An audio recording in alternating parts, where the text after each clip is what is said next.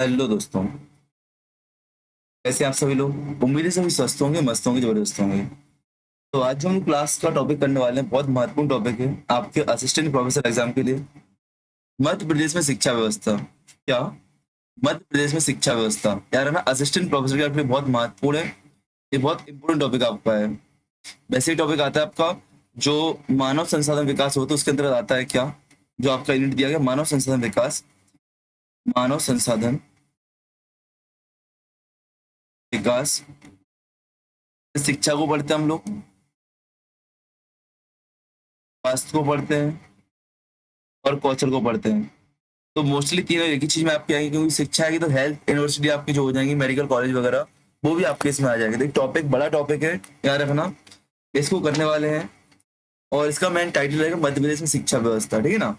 और स्वास्थ्य और कौशल। तो आप लोग हेडिंग डालो मध्य प्रदेश में शिक्षा व्यवस्था। क्या? मध्य प्रदेश में शिक्षा व्यवस्था।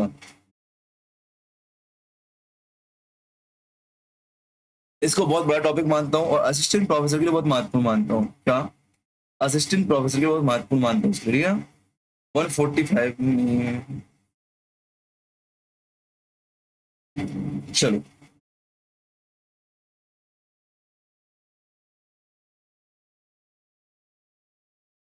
इसमें हम लोग यार ना बहुत सारी चीजें पढ़ने वाले हैं और ऐसी चीजें पढ़ने वाले हैं जो आपके लिए महत्वपूर्ण रहेगी। हेडिंग डालो मध्य प्रदेश में शिक्षा।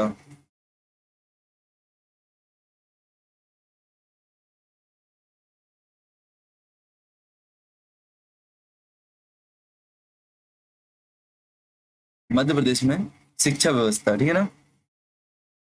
तो सबसे पहले बात तो यही बता दूं कि मध्य प्रदेश में शिक्षा के लिए बजट पर कितनी कितनी बात की गई थी। तो आपको बता दूं, अभी वर्तमान में 2025-26 में एमपी के बजट का कुल 10.37% हिस्सा किसमें शिक्षा के लिए आवंटित किया गया। इस बात को आप करना, शिक्षा के लिए आवंटित किया गया है। इस बात को आपको रखना है। लगभग कितने परसेंट की वृद्धि है? तो 9% की। पहले से आपकी 9% की वृद्धि होता है कि 9% शिक्षा व्यवस्था में वृद्धि की गई है, ठीक है ना। ठीक। चलो।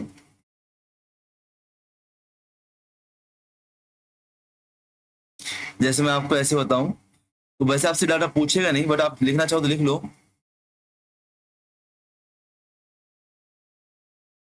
वित्तीय वर्ष 2026-27 और 2025-26 यहाँ पे स्कूल शिक्षा विभाग के लिए कितना दिया गया है? स्कूल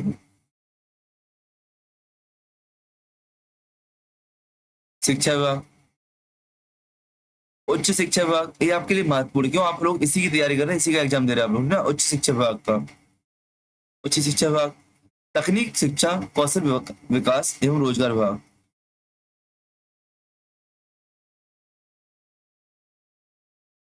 तकनीकी शिक्षा कौशल विकास एवं रोजगार विभाग।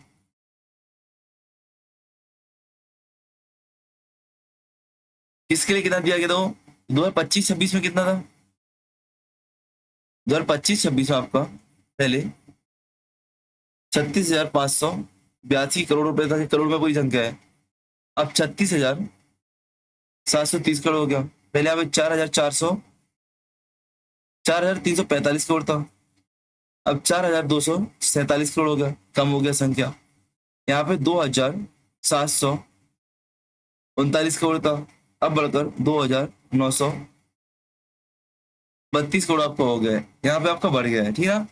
याद रखना, इतना रखना। उच्च शिक्षा विभाग में भारत मध्य प्रदेश सरकार ने क्या किया इस महीने में, इस साल में बजट आवंटन कम किया, बस इतना आपको याद रखना है।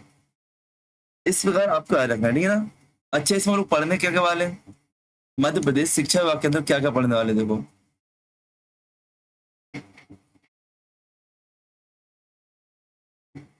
इसको आप लोग बना लेना, इसको आप लोग बना लेना। हालांकि आपसे इससे क्वेश्चन नहीं आएगा, बट आपको जोड़ने के लिए सब करूंगा। क्लास बहुत बड़ी है और इसमें अगर आपको एक पॉइंट पता नहीं होगा तो आप परेशान हो जाओगे। तो मध्य प्रदेश में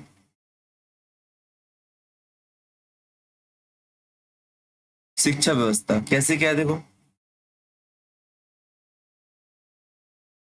स्कूली शिक्षा आपको, स्कूली शिक्षा देखने को मिलेगी एमपी में, स्कूली शिक्षा आपकी हो जाएगी।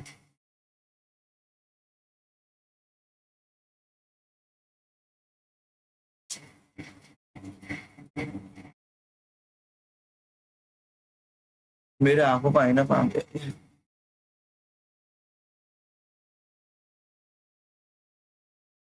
स्कूली शिक्षा देखने को मिलेगी आपको, आपको उच्च शिक्षा देखने को मिलेगी, आपको तकनीकी शिक्षा देखने को मिलेगी,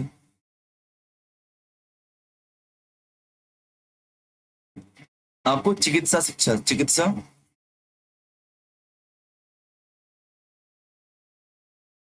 मेडिकल, ठीक है ना, शिक्षा देखने को मिलेगी। तो देखो स्कूली शिक्षा की जब बात करते हैं तो स्कूली शिक्षा अभी क्या चल रहा है बेटा, प्राथमिक स्तर, उच्च प्राथमिक स्तर, माध्यमिक स्तर और उच्च माध्यमिक स्तर, क्या ये चार स्टेप आपके प्राथमिक स्तर।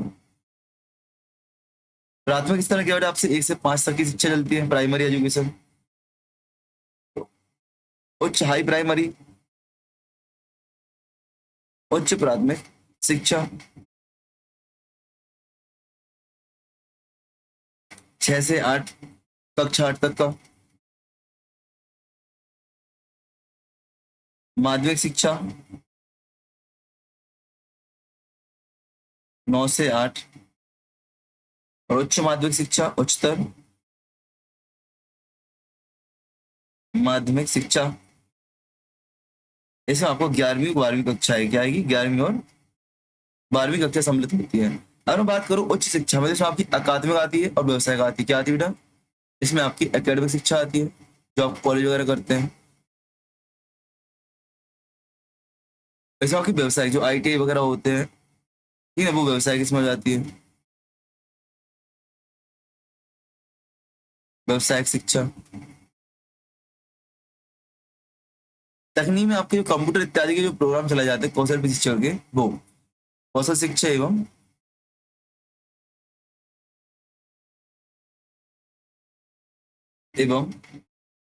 प्रशिक्षण कार्यक्रम,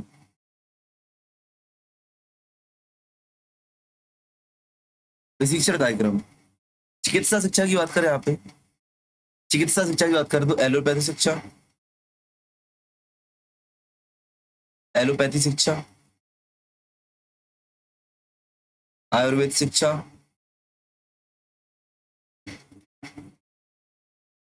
और आपकी होम्योपैथिक शिक्षा,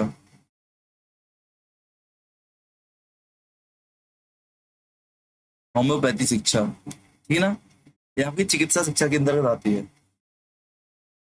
इस बात को आपको याद रखना है इतना, ठीक है ना। अब बात करें मध्य प्रदेश की शिक्षा नीति की,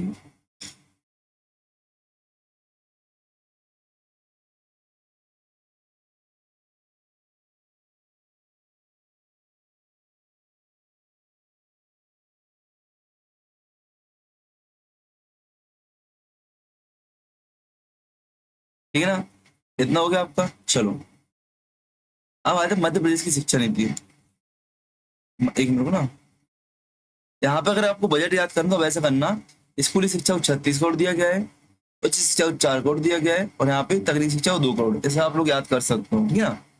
आगे बढ़े हम लोग, और कुल कितना है, 45 करोड़ आपका है। आगे आ जाओ, तो अब डालो मध्य प्रदेश की शिक्षा नीति, राष्ट्रीय शिक्षा नीति मध्य प्रदेश में।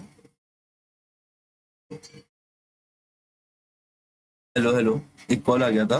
मैं मध्य प्रदेश में शिक्षा नीति पढ़ा रहा था आपको, तो मैं सोचा आपको नई शिक्षा एजुकेशन पॉलिसी वहां से भी क्वेश्चन आ सकता है, लिख लो। तो जो नई आपकी एजुकेशन पॉलिसी थी बेटा, कब आई थी, इसका प्रारूप आया था 29 जुलाई 2020 को आया था, क्या ना, 29 जुलाई 2020 को आया था। डॉक्टर के कस्तूरी रंगन की अध्यक्षता में, कस्तूरी रंगन रंगन अध्यक्षता में एक समिति बनाई गई थी, उन्होंने इसको प्रस्ताव किया था, ठीक है ना। ठीक, इसमें जो आपकी शाला शिक्षा है, जो स्कूली शिक्षा है आपकी, और जो 5+3+3+4 का कॉन्सेप्ट रखा गया था, ठीक है ना।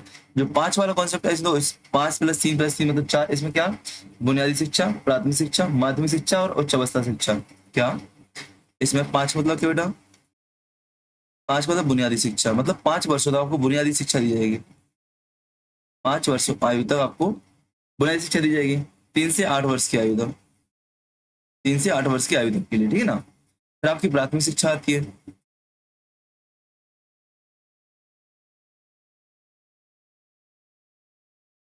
फिर आती है अपनी प्राथमिक शिक्षा, जो कि 8 से 11 वर्ष की आयु तक के लिए, अगले 3 वर्ष के लिए दी जाएगी। फिर आपकी 3 वर्ष की शिक्षा आती है फिर से, जो कि आपकी माध्यमिक शिक्षा होती है।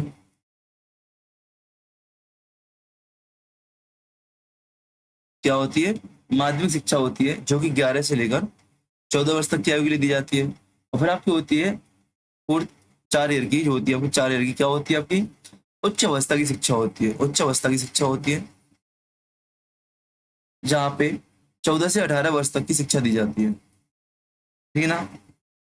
और जो इसमें रखा गया था न्यू एजुकेशन पॉलिसी में स्पेशल क्या था, विशेष कि जीडीपी का कम से कम 6% शिक्षा व्यवस्था पे खर्च किया जाएगा। ये भारत सरकार की बात करो, मध्य प्रदेश की नहीं मैं आपको, ठीक है ना।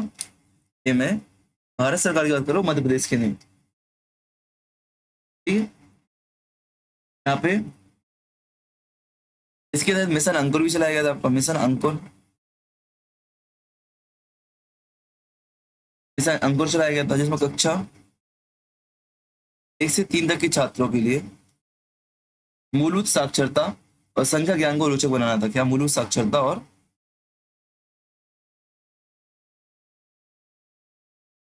संख्या ज्ञान को रोचक बनाना था। इस बात को आपको याद रखना है, इस बात को आपको याद रखना है।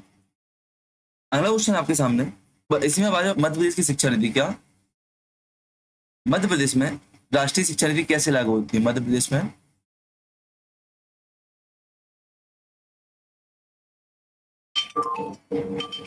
राष्ट्रीय शिक्षा नीति, इसमें राष्ट्रीय शिक्षा नीति कैसे अप्लाई होती है, जो 2020 की कैसे किस प्रकार से लागू होती है? पहला प्रश्न तो आपसे यही बनेगा कि राष्ट्रीय शिक्षा नीति को लागू करने वाला कौन सा राज्य है? मध्य प्रदेश शिक्षा नीति को लागू करने वाला पहला राज्य कौन सा है? तो मध्य प्रदेश। जो आपकी राष्ट्रीय शिक्षा नीति न्यू एजुकेशन पॉलिसी है, नैप, नैप, इसका फुल फॉर्म क्या है? नेशनल है कि न्यू है? इसका नाम नेशनल एजुकेशन पॉलिसी है। इंटरव्यू में इतना ज्यादा पूछा गया ना, सब लोग इसको न्यू बोलते हैं, बट न्यू नहीं है। ये नेशनल एजुकेशन पॉलिसी, और यहाँ से इंटरव्यू में क्वेश्चन आते हैं, आपके पेपर में क्वेश्चन आते हैं। इस बात को आपको याद रखना। शिक्षा व्यवस्था असिस्टेंट प्रोफेसर के लिए बहुत महत्वपूर्ण टॉपिक मानता हूँ मैं, ठीक है ना। तो बात करो पहला राज्य कौन सा था बेटा? पहला राज्य आपको मिलेगा बेटा कर्नाटक लागू करने वाला, और दूसरा आपको मध्य प्रदेश मिलेगा। दूसरा राज्य मध्य प्रदेश, जिसने राष्ट्रीय शिक्षा नीति को लागू किया था। आपसे पूछेगा राष्ट्रीय शिक्षा नीति मध्य प्रदेश ने कब लागू किया था बेटा? तो 26 अगस्त 2021 को मध्य प्रदेश ने लागू किया था। कब? 26 अगस्त 2021 को मध्य प्रदेश ने लागू किया था। इतना आपको याद रखना है,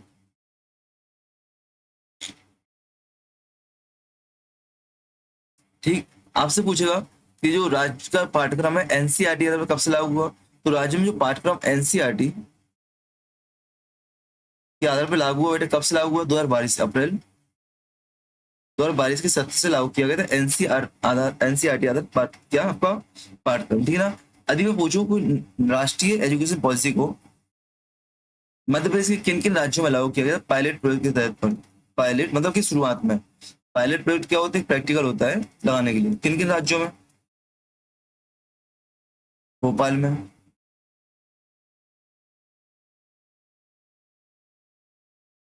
छिंदवाड़ा में, सीहोर में, सागर में और शहडोल में, मतलब 5 राज्यों में। कितने बेटा? संख्या है 5 राज्यों, नाम याद रखना है, यानी संख्या जो है 5 राज्यों में राष्ट्रीय एजुकेशन पॉलिसी को लागू किया गया था, ठीक है ना। चलो अब आते हैं स्कूली शिक्षा पर। सबसे पहले आते हैं किस पर? स्कूली शिक्षा पर आते हैं, ठीक है ना।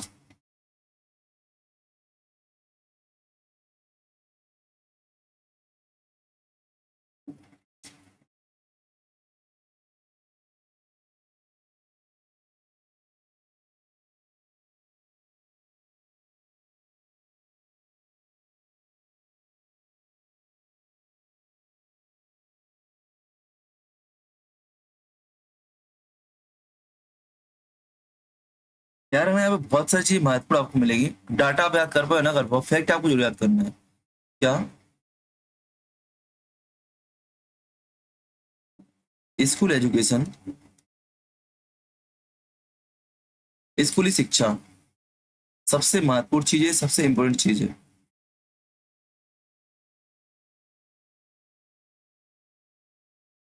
तो आपसे सबसे पहले पूछा जाएगा स्कूली शिक्षा में जो आपका निःशुल्क एवं अनिवार्य बाल शिक्षा का अधिकार अधिनियम 2009 है, मध्य प्रदेश में कब क्रियान्वित किया गया था?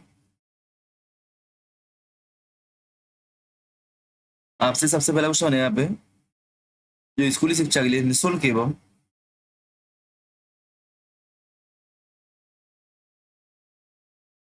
अनिवार्य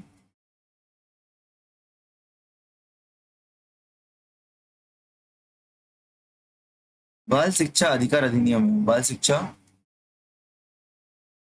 अधिकार अधिनियम 2009 है। एमपी में कब क्रियान्वित किया गया था? एमपी में क्रियान्वित करने के लिए 2011 में खुद का अधिनियम बनाया गया था, 2011 में खुद का अधिनियम बनाया गया था, मध्य प्रदेश निःशुल्क शिक्षा बाल शिक्षा अधिकार अधिनियम। इतना आपको है कब बेटा? 2011 में, 2011 में आपका क्रियान्वित किया गया था। पहला फैक्ट आपको लिखवा दिया इसलिए कि वो बहुत पूछा गया है। क्या? बहुत आपसे पूछा गया है, ठीक है ना?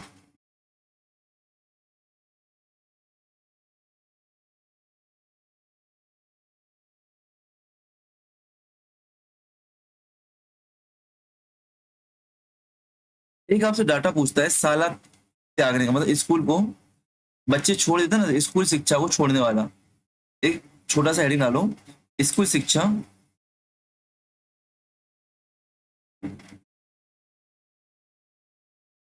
त्याग दर।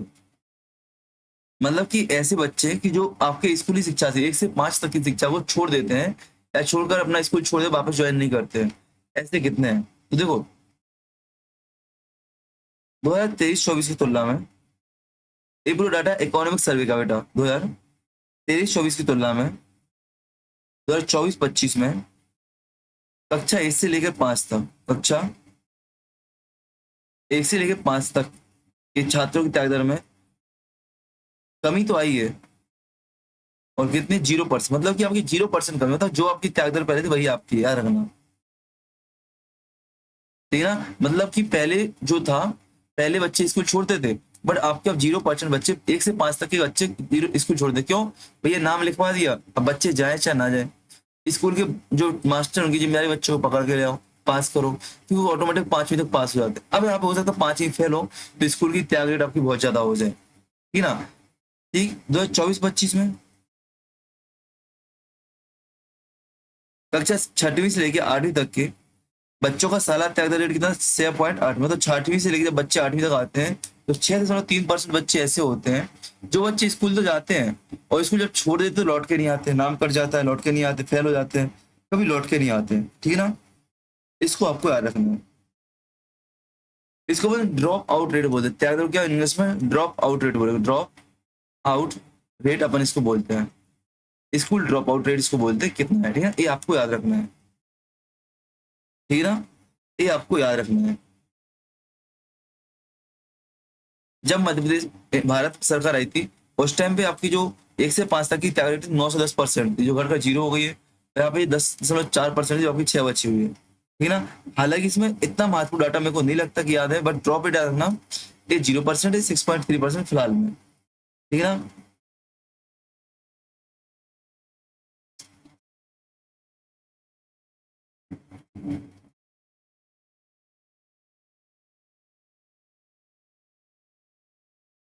आगे बढ़े हम लोग।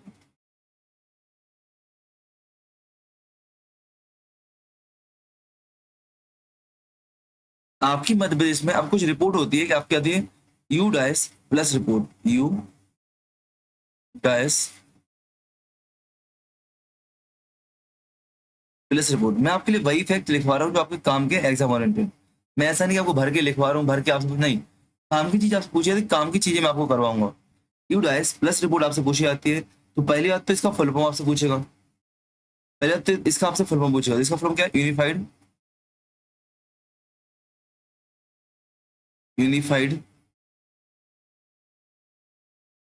डिस्ट्रिक्ट्स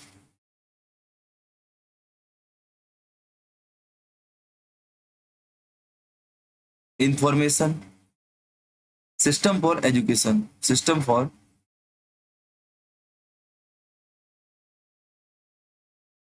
एजुकेशन प्लस क्या, unified district information system for education plus report. आपसे फुल फॉर्म आपसे पूछ सकता है, ये आपसे पूछ सकता है क्या,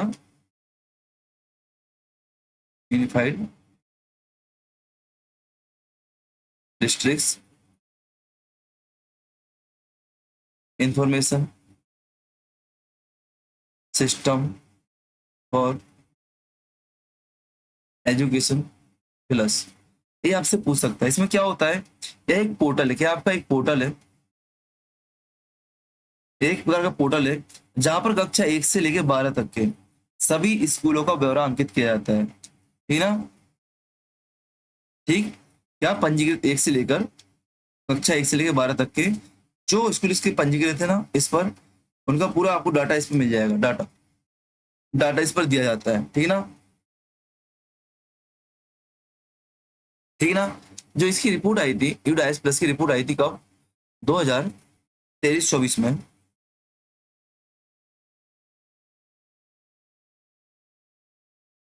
2023-23 की रिपोर्ट का डाटा क्या बोलता है, 2023-24 की रिपोर्ट का डाटा बोलता है कि प्राथमिक स्तर पर एडमिशन रेट कितना है, प्राथमिक स्तर पर आपका नामांकन दर कितनी है एमपी में, 78.9% है। क्या मतलब 100 में से सिर्फ 78 बच्चे ही अपना पढ़ने पहुंच पाते, बकाया नहीं। लगभग आपके 13.198 स्कूल ऐसे हैं आपके जहां पर केवल एक शिक्षक ही काम कर रहा है। यहाँ पे क्या केवल एक शिक्षक कार्यरत है। मैं अपनी दीदी का स्कूल देखता हूँ भैया, वहां पे अकेले वो जिम्मेदारी संभालती है, ठीक है ना। ठीक है ना। रिपोर्ट बताती है आपको, ये रिपोर्ट बताती है कि लगभग 0.9% गवर्नमेंट स्कूल में कि आपके डिजिटल पुस्तकालय है, डिजिटल लाइब्रेरी है। 11%, 11.6% स्कूल में आपको क्या है बेटा, स्मार्ट क्लासरूम है। और सिर्फ आपके 3% स्कूल में क्या आपका प्रोजेक्टर है। कौन बताती है आपकी, जो यू डाइस प्लस रिपोर्ट है आपकी, यू डाइस प्लस रिपोर्ट है, यू डाइस प्लस आपकी जो रिपोर्ट है वो आपको इसकी जानकारी देती है, ठीक है ना। इस बात को आपको रखना है।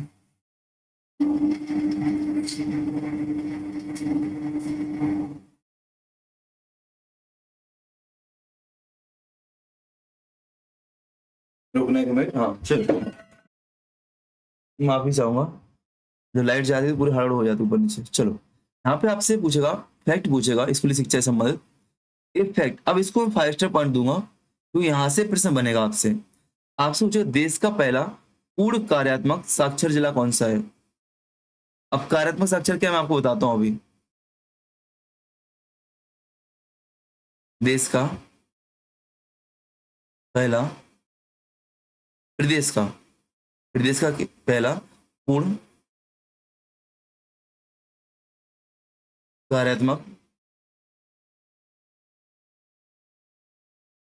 साक्षर जिला कौन सा है, पूछेगा आपसे। यार है ना, यहाँ पे कार्यात्मक मतलब क्या है, functional literacy, functional literacy, FRFL, functional literacy. इसका मतलब क्या बेटा, अभी तक साक्षरता क्या होती थी कि एक निम्नलिखित आयु का बच्चा, 7 वर्ष से ऊपर की आयु का बच्चा व्यक्ति पढ़ पा रहा हो, अपना नाम लिख पा रहा हो, बस और कुछ नहीं। लेकिन कार्यात्मक साक्षरता में क्या है कि आप अपने, इसका बेटा नंबर वगैरह का, अब की लाइफ में जो आपकी संख्या यूज होती है, आपको नंबर का ज्ञान हो, आपको सिंपल सादा मोबाइल का ज्ञान हो, आप ऑनलाइन पेमेंट कर पा रहे हो, ये चीज मतलब कि कार्य मतलब कि जो फंक्शनल मतलब कि जो आपकी लाइफ के लिए योग्यताएं हैं, सामान्य जीवन की जरूरतें हैं पढ़ाई के रूप में, उनको आप पूरा कर पा रहे हो। उसमें शिक्षा व्यवस्था का रोल नहीं है कि आपको भैया क्लास चाहिए, डिग्री चाहिए, नहीं।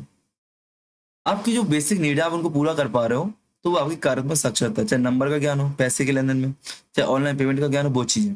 जी आपका न्यू एजुकेशन पॉलिसी के बाद लागू हुआ था, तो इसमें आपका मंडला आता है। कौन सा बेटा, मंडला आता है। क्या आता है, मंडला जिला आपका इसमें आता है। इस बात को आपको क्या रखना। ठीक है ना। आपसे पूछेगा कि कौन सी जनजाति की बोलियां प्राथमिक शिक्षा में जोड़ी गई हैं, क्या जनजातीय बोलियां, जनजाति बोलियां जो प्राथमिक शिक्षा में जोड़ी गई हैं, प्राइमरी स्तर पर शिक्षा में जोड़ी गई हैं। आपको पता है कि भैया आपको प्राइमरी स्तर पर क्या करना चाहिए, अपनी मातृभाषा में शिक्षा देनी चाहिए। इसी को ध्यान में रखते हुए मध्य से गौड़ी, गौड़ी बोली, भीली बोली और कोरकू बोली,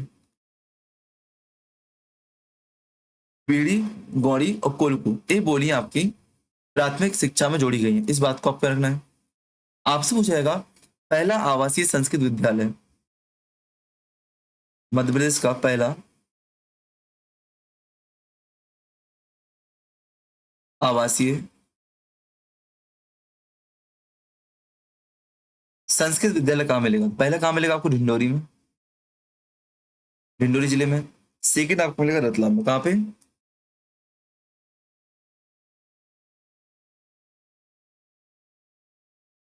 सेकंड आपको रतलाम में मिल जाएगा।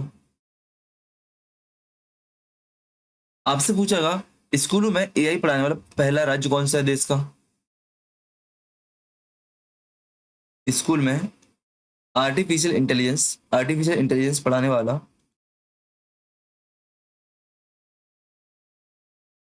पहला स्टेट कौन सा है, तो कौन सा बेटा आपका एमपी है, एमपी। इस बात को आपको याद रखना है। असो स्टेट एजुकेशन इंस्टीट्यूशन, राज्य शिक्षा संस्थान, राज्य शिक्षा संस्थान की स्थापना कहाँ हुई थी, तो राज्य शिक्षा संस्थान की स्थापना 1973 में। कहाँ बेटा, भोपाल में हुई थी, कहाँ हुई थी, भोपाल में हुई थी। राज्य शिक्षा संस्थान की स्थापना 1973 में भोपाल में की गई थी। इस बात को आपको रखना है। ऐसे चार विद्यालय जहां पे आपके श्रमोदय, ऐसे चार राज्य, चार जिले जहां पे आपके श्रमोदय विद्यालय खोले जाएंगे। कौन कौन से ऐसे राज्य हैं, तो रीवा,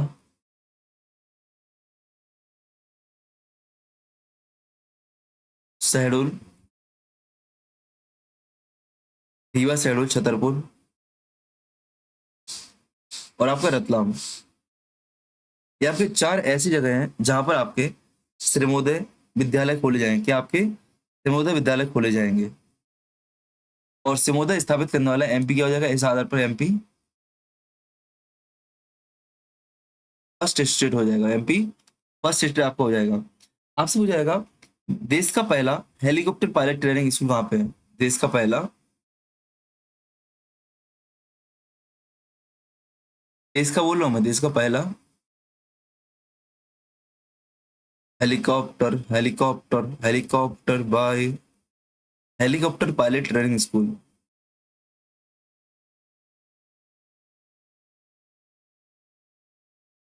कहाँ पे बेटा, तैयार रखना, खजुराहो में, खजुराहो में। आपसे पूछेगा मध्य प्रदेश का पहला वाटर स्कूल कहाँ पे, एमपी का पहला वाटर स्कूल कहाँ पे है, तो एमपी का पहला वाटर स्कूल आपका मध्य खजुराहो में ही है। हाँ बेटा, खजुराहो में, ठीक है ना। अजी यहाँ पे हेलीकॉप्टर तो आपका कहाँ पे हो गया, helicopter pilot training school Khajuraho हो गया। तो आपसे पूछ सकता है ड्रोन स्कूल कहाँ पे है, एमपी का फर्स्ट ड्रोन स्कूल, तो ड्रोन स्कूल आपका कहाँ पे, ग्वालियर में है। हाँ बेटा, ग्वालियर में। इस बात को आपको रखना, ड्रोन स्कूल, ठीक है ना। एक और सबसे महत्वपूर्ण आपसे पूछे, पहला आवासीय प्रदेश का एकमात्र, प्रदेश का एकमात्र आवासीय खेल कूद संस्थान कहाँ पे है, आवासीय खेल कूद संस्थान कहाँ पे है, तैयार रखना, कहाँ पे बेटा, सीहोर में है, शिवराज मम्मा के शहर में, है ना, सीहोर में। मध्य प्रदेश का पहला किसान विद्यालय कहाँ पे है, एमपी का पहला किसान विद्यालय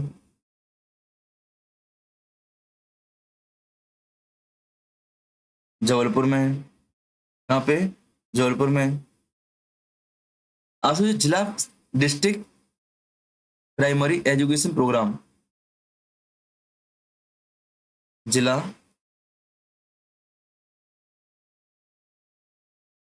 प्राथमिक शिक्षा कार्यक्रम, कब बेटा? 1994 में प्रारंभ किया गया था। 1994 में प्रारंभ किया गया था। मध्य प्रदेश शिक्षा मंडल माध्यमिक शिक्षा मंडल बोर्ड, जो आप लोग 10th और 12th की मार्कशीट देखते हो ना, इसी की आती है, माध्यमिक माध्यमिक शिक्षा मंडल बोर्ड। कहाँ पे आपका? तो 1965 में स्थापित किया गया था। कहाँ पे? मुख्यालय भोपाल इसका, इसका मुख्यालय भोपाल है। और हर संभाग में आपके से संभागीय कार्यालय भी, प्रत्येक संभाग में आपके संभागीय कार्यालय भी, ठीक है ना? आपसे मुझे सैनिक स्कूल,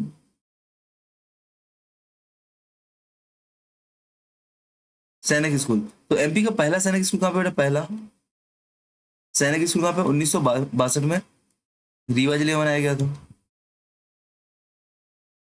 सेकंड आपका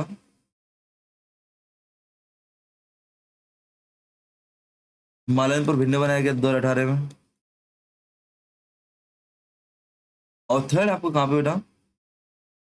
थर्ड आपका बन रहा है अभी, कहाँ पे? खरगोन में।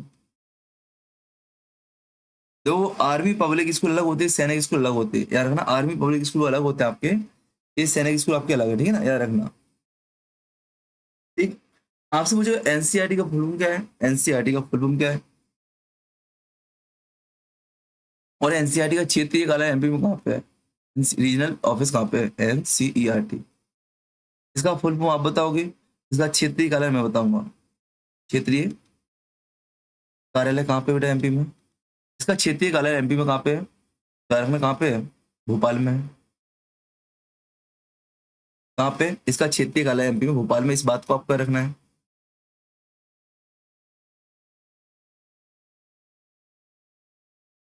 आज से पूछेगा, राज्य ओपन स्कूल की स्थापना कब की गई थी? स्टेट ओपन एजुकेशन, जो कि दूरस्थ महाविद्यालय की तरफ से बनाए गए थे, कब? तो 1995 में। इसका उद्देश्य था सबके लिए शिक्षा अभियान, सबके लिए शिक्षा, ठीक है ना? यार रखना पीएम श्री योजना के, पीएम श्री योजना के एमपी में लगभग 799 विद्यालय चलाए जा रहे हैं, 799 विद्यालय। और संदीपनी के तहत 274 विद्यालय संचालित किए जा रहे हैं। क्या? 274 विद्यालय संचालित किए जा रहे हैं, ठीक है ना? आपसे पूछे सीएम राइज का, एक आपका पीएम श्री हो गया, एक संदीप नहीं होगा, एक आपसे सीएम राइज पूछेगा। सीएम राइज आपके लिए महत्वपूर्ण है। सीएम राइज स्कूल, तो पहले तो शुरुआत कब से हुई इसकी? शुरुआत कब से हुई? 21 जून 2021 से हुई है। 21 जून 2021 से शुरुआत हुई है।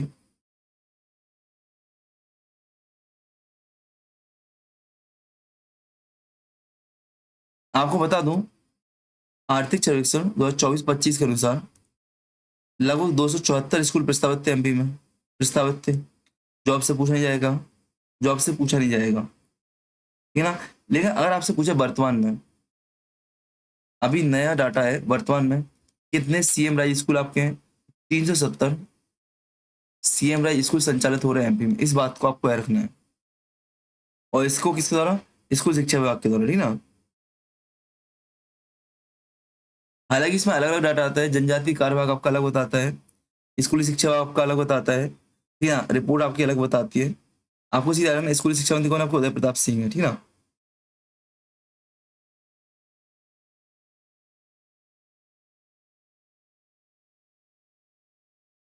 बस इसको ध्यान रख लो, सीएम राइज स्कूल योजना आपकी 21 जून 2021 से आपकी लागू हुई है, 21 जून 2021 से आपकी लागू हुई है, ठीक है ना, इतना आपको याद रखना है। इस प्रकार से आपका स्कूली शिक्षा समाप्त होता है यहाँ पे। अब आते हैं जो सबसे महत्वपूर्ण उच्च शिक्षा पर। इसमें बेटा उच्च शिक्षा पे आपका आते हैं हायर एजुकेशन।